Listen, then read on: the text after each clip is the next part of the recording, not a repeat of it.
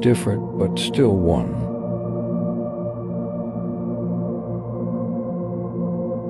Harmonize differences, strengthen unity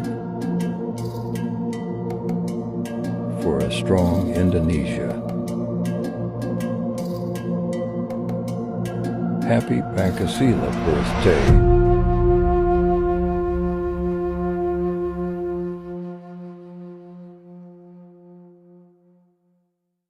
Assalamualaikum warahmatullahi wabarakatuh. Salam sejahtera bagi kita semua. Om Swastiastu, Namo Buddhaya, salam kebajikan. Perkenalkan, nama saya Putri Sarifah Mahani dengan NIM 860266189 dari program studi PG PAUD UPPJ Palembang. Pada kesempatan ini saya akan membahas tentang pelajaran dari sejarah Pancasila bagi generasi muda. Halo teman-teman, Pancasila tidak lahir secara tiba-tiba, melainkan melalui proses sejarah yang panjang dan penuh perjuangan. Para pendiri bangsa berdiskusi, berdebat, dan mencari dasar negara yang dapat mempersatukan seluruh rakyat Indonesia yang memiliki beragam suku, agama, dan budaya. Proses lahirnya Pancasila dimulai dari sidang BPUPKI, dilanjutkan dengan perumusan Piagam Jakarta, hingga akhirnya disahkan dalam sidang PPKI pada tahun 1945. Sebagai generasi muda, kita perlu memahami sejarah tersebut agar dapat mengambil pelajaran penting tentang persatuan, toleransi, dan semangat musyawarah dalam kehidupan sehari-hari. BPUPKI dibentuk oleh Jepang pada tanggal 29 April 1945. Tujuan BPUPKI adalah mempersiapkan hal-hal penting untuk kemerdekaan Indonesia, termasuk merumuskan dasar negara.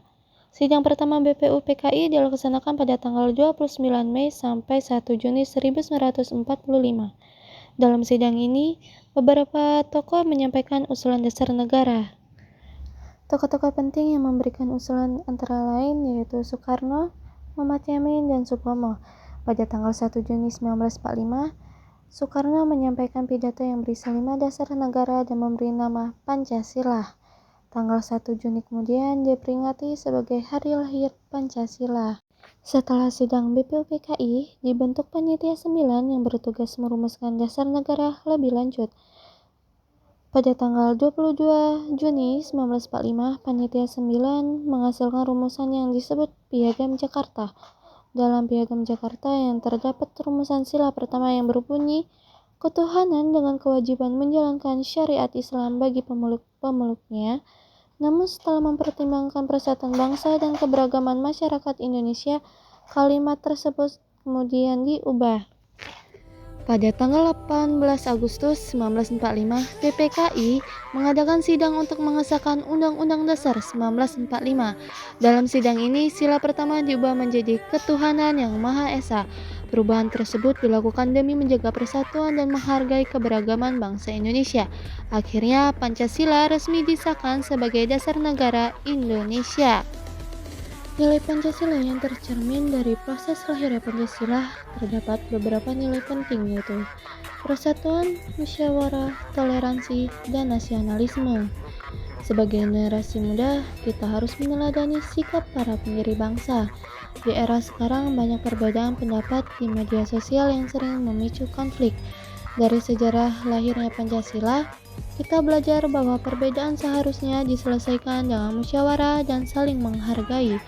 Nilai persatuan juga penting diterapkan dalam kehidupan sehari-hari, seperti menghormati teman yang berbeda agama, suku, maupun pendapat.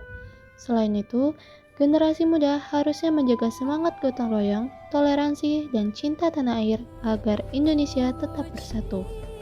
Pancasila bukan hanya untuk dihafal, tetapi harus diterapkan dalam kehidupan sehari-hari.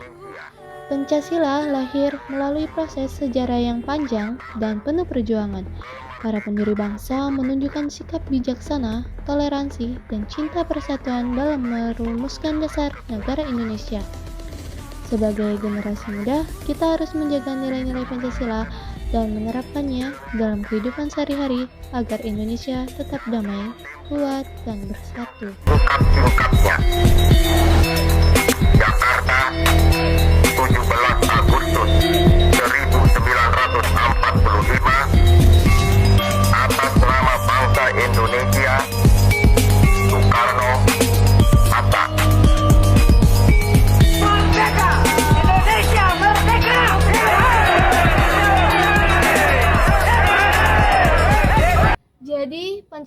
bukan hanya soal tentang sejarah, tetapi Pancasila itu sebagai pedoman hidup kita.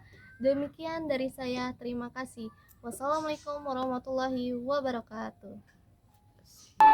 Kami Panca dan kami Sila. Berbeda namun tetap satu jua.